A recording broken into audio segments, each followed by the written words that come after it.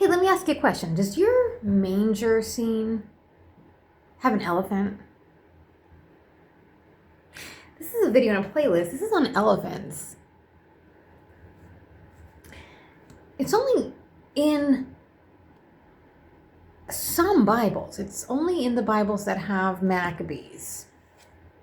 And it's in the Quran one time. There's an entire chapter in Quran called the elephant. It's only a couple sentences. This is what it says. Quran 105, line 1. Have you not considered how your Lord dealt with the people of the elephant? Okay, I'm going to read the whole thing to you. It says, in the name of God, the gracious, the merciful. Have you not considered how your Lord dealt with the people of the elephant? Did he not make their plan go wrong? He sent against them swarms of birds, throwing at them rocks of baked clay, leaving them like chewed up leaves. That's Quran. That's weird, right? All right, how about, all right, Maccabees 1:1. So Maccabees is a very interesting story, so I am probably going to read a little bit.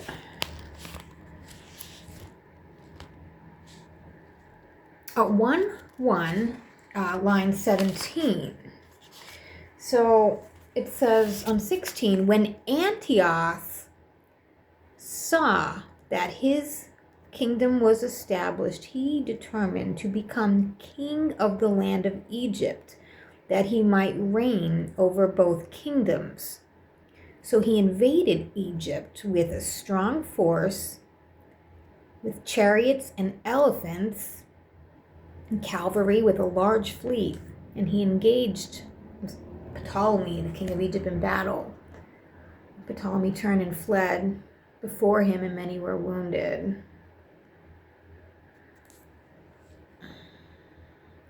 Now, you can read the whole story of 1 Maccabees, 2 Maccabees, 3 Maccabees, 4 Maccabees on this channel, not here in this playlist, but in the other playlist called the Apocrypha.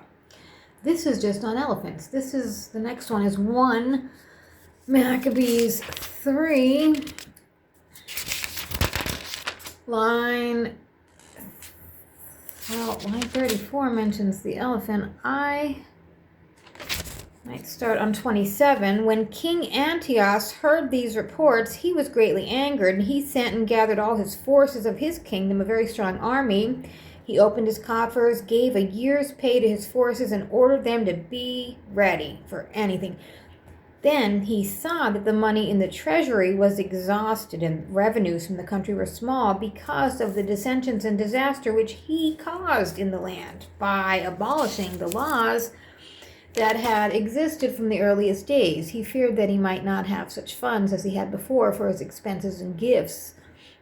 They used to give more lavish than the preceding kings, and he was greatly perplexed in mind and determined to go to Persia and collect the revenue from the regions and raise a large fund. And he left Lysias, a distinguished man of royal lineage, in charge of the king's affairs, from the river Euphrates to the borders of Egypt. And Lysias was also to take care of Antiochus' son until he returned. And he turned over to Lysias half of the troops and the elephants, and gave him orders about all that he wanted done. So it's a very interesting story. All right, how about 1 Mac 6? They have 30 through 35 on here. I'm going to start at 28. Well, hold on. I'm going to start at 18. Now, the men in the citadel kept hemming Israel in around the sanctuary, and they were trying in every way to harm them and to strengthen the Gentiles. So Judas decided to destroy them and assembled all the people to besiege them. He gathered together and besieged the citadel in the 150th year, and he built siege towers and other engines of war. But some of the garrisons escaped from the siege, and some of the ungodly Israelites joined them. They went to the king and said, "How long will you fail to do justice and to avenge our brethren? We were happy to serve your father, to live by what he said, and to follow his commands. And for this reason, the sons of our people besieged the citadel and became hostile to us. Moreover, they put to death many of us as they have caught, and they have seized our inheritances. And not against us alone have they stretched out their hands, but also against all the lands on the borders. And behold, today they have encamped against the citadel in Jerusalem to take it. They have fortified both the sanctuary and Beth Zur. And unless you quickly prevent them, they will do still greater things, and you will not be able to stop them." The king was enraged when he heard this, and he assembled all his friends, the commanders of his forces and those in authority, and the mercenary forces came to him from the other kingdoms and from the islands of the seas. The number of his forces was 140,000 foot soldiers, 20,000 horsemen, 32 elephants accustomed to war. War elephants. They came through Idumea and encamped against Bezdor for many days. They fought and built engines of war. The Jews sallied out and burned these with fire. They fought manfully. And then Judas marched away from the citadel and encamped at Beth Zechariah, opposite the camp of the king. Early in the morning, the king rose and took his army by a forced march along the road to Beth Zechariah, and his troops made ready for battle and sounded the trumpets. They showed the elephants the juice of the grapes and mulberries to arouse them to battle. And they distributed the beasts among the phalanxes. With each elephant, they stationed 1,000 men armed with coats of mail, brass helmets on their heads. 500 picked horsemen were assigned to each beast, and they took their position beforehand. Wherever the beast was, wherever it went, they went with it. They never left it. And upon the elephants were wooden towers, strong, covered. They were fastened upon each beast by a special harness, and upon each were 4 armed men who fought from there, and also the Indian driver. The rest of the horsemen were stationed on either side of the 2 flanks in the army to harass the enemy, while being themselves protected by the phalanxes. When the sun showed upon the shields of gold and brass, the hills were ablaze with them and gleamed like flaming torches. Now, part of the king's army was spread out high in the hills, and some of the troops were on the plains, and they advanced steadily in good order. And all who heard the noise made by the multitude were marching. The clanking of their arms trembled, for the army was large and strong. Judas and his army advanced to battle, and 600 men of the king's army fell. Eleazar called Avaran and saw that one of the beasts was equipped with royal armor, and it was taller than all the others, and he supposed that the king was on it. So he gave his life to save his people and to win for himself an everlasting name. And he courageously ran into the midst of the flanks to reach it, and he killed the men right and left, and they parted before him on both sides. And he got underneath the elephant, and he stabbed it from beneath. And he killed it, but it fell to the ground upon him, and he died. And when the Jews saw that the royal might and the fierce attack of the forces, they turned away in flight.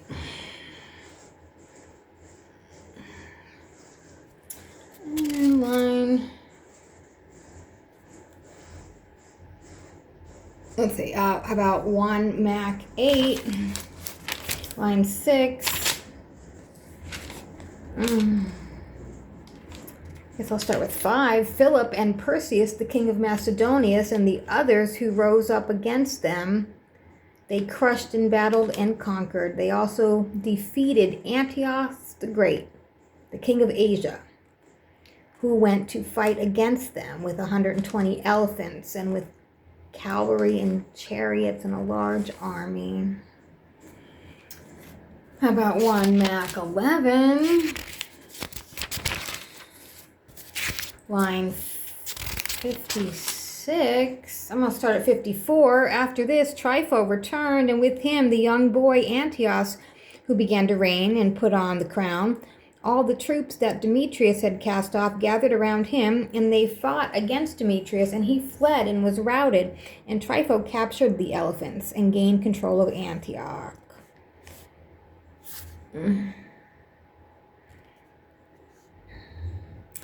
How about... That was 1 Mac 11. It's also in 2 Mac 11.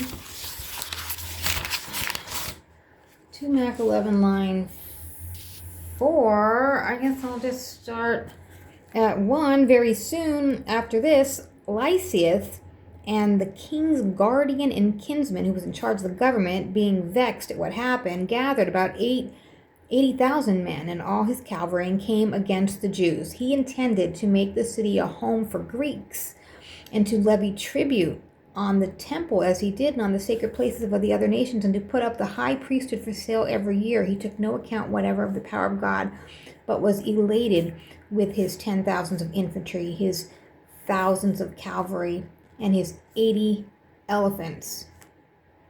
Invading Judah, he approached Bezor. How about 2 Mac 13?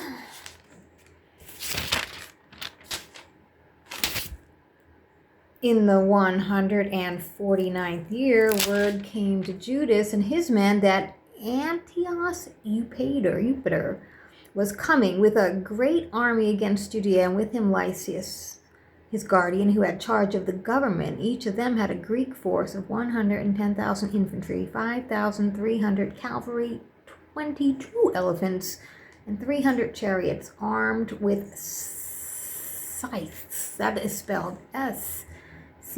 What does that even mean?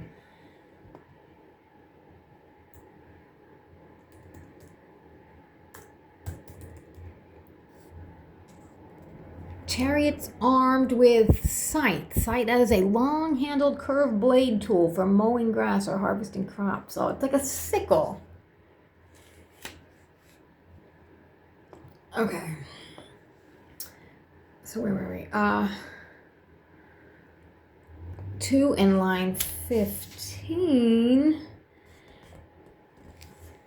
Line 15. 15. He gave his men the watchword, God's victory.